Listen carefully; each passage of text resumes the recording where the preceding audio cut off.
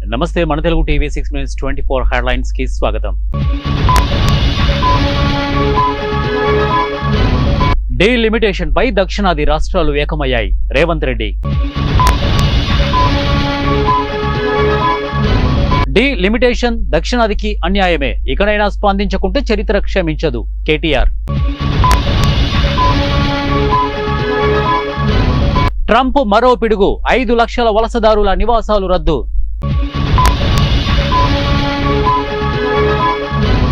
చంద్రబాబు ఆఖరి వరకు తోడున్నారు, ఇచ్చిన మాట నిలబెట్టుకున్నారు. మందకృష్ణ.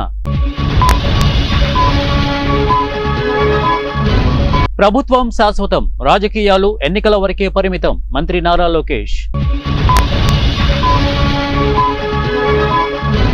ఫయాజ్ బాషా ఇంటి నిర్మాణంపై రచ్చ, బుల్డోజర్తో ఎంట్రీ ఇచ్చిన జేసీ ప్రభాకర్ రెడ్డి.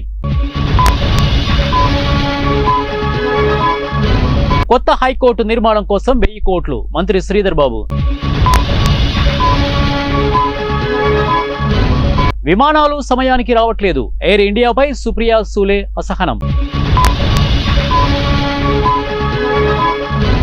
హయత్ నగర్ వద్ద రోడ్డు ప్రమాదం, అడిషనల్ డీసీపీ మృతి.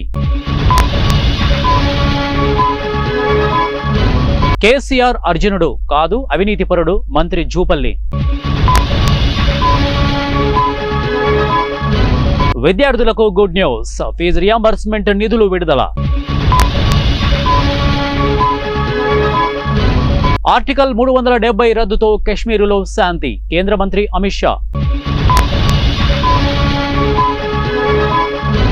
వస్తు ఎగుమతులను సేవలు అధిగమించాలి, కేంద్ర వాణిజ్య మంత్రి పీయూష్ గోయల్. మీరు వైఎస్ జగన్ దగ్గర ట్రైనింగ్ తీసుకోవాల్సిందే, మాజీ మంత్రి పేర్ని నాని. చంద్రబాబు శకుని పాత్ర వేస్తే బాగుండేది, మాజీ మంత్రి అంబటి రాంబాబు.